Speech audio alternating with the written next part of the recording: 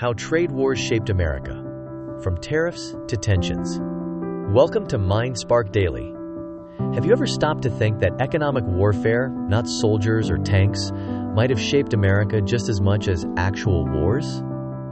From the cotton tariffs of the 1800s to the global tech wars of today, trade conflicts have redrawn America's economy, strained alliances, and disrupted the lives of millions. And right now, as supply chains buckle, prices rise, and nations compete for technological dominance, we are seeing a new kind of war unfold. One fought with tariffs, not troops. Stick with me, because over the next 6 minutes, we are uncovering how trade wars have shaped and continue to reshape America's destiny. Let us start with the basics. A trade war happens when countries raise tariffs or impose trade restrictions to protect their industries or retaliate against economic threats. But it is never just about economics. It is about power, leverage, influence. Trade wars disrupt jobs, shift markets, raise prices, and can even change the course of global politics. For the United States, trade conflicts have been around since its founding, and they have left deep scars, dramatic lessons, and sometimes surprising benefits. Let us rewind to 1828. Congress passed a massive tariff designed to protect northern factories, but it crushed the southern economy. They called it the Tariff of Abominations. South Carolina? Furious. So furious it nearly seceded from the Union over a tax. That crisis nearly ignited the Civil War 3 decades early. It was diffused, but the message was clear. Trade policy is not just about money. It is about power, identity, and survival. Jump to 1930. The economy's in free fall. Congress passes the Smoot-Hawley Tariff Act, raising taxes on over 20,000 imported goods to protect American jobs. Other countries retaliate. World trade collapses. And the Great Depression deepens. Instead of saving the economy, it helped wreck it. Smoot-Hawley became a cautionary tale, showing that protectionism, if done poorly, can do more harm than good. After World War II, America flipped the script. It helped rebuild former enemies, Europe and Japan, through trade. Free markets became a weapon of peace, a tool to spread democracy and contain communism. The U.S. led the creation of global institutions like GATT, or General Agreement on Tariffs and Trade. The forerunner of today's World Trade Organization, GATT, was a multilateral agreement designed to reduce trade barriers and to promote international trade, boosting economic recovery after World War II.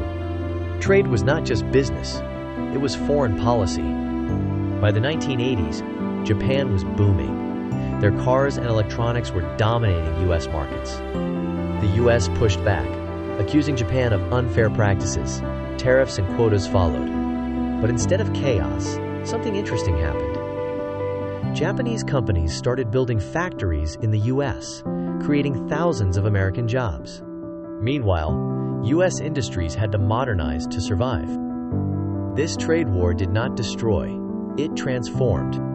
In the 90s, NAFTA changed everything. The North American Free Trade Agreement removed tariffs between the U.S., Canada, and Mexico. It helped some industries grow, lowered prices for consumers, but it also devastated manufacturing towns across America.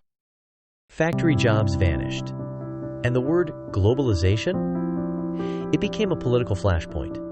Then came the big one, China. In 2018, the U.S. launched a massive trade war, accusing China of currency manipulation, IP theft, and tech espionage. Tariffs hit hundreds of billions in goods. China hit back. American farmers lost markets. Prices at home rose.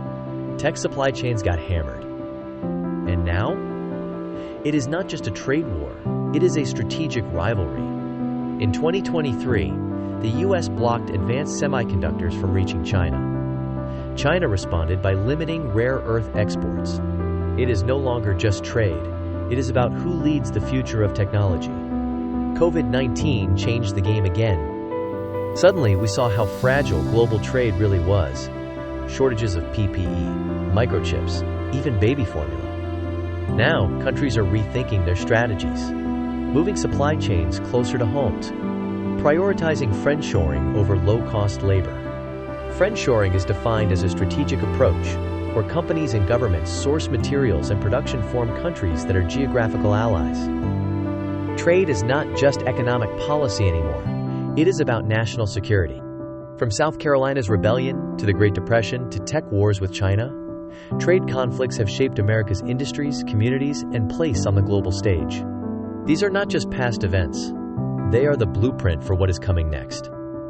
So, here is the big question.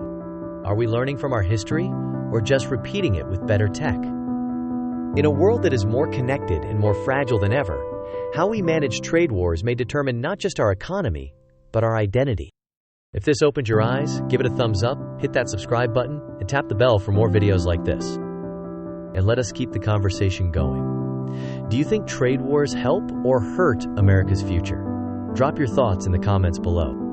Until next time, stay informed, stay sharp, and never stop asking questions.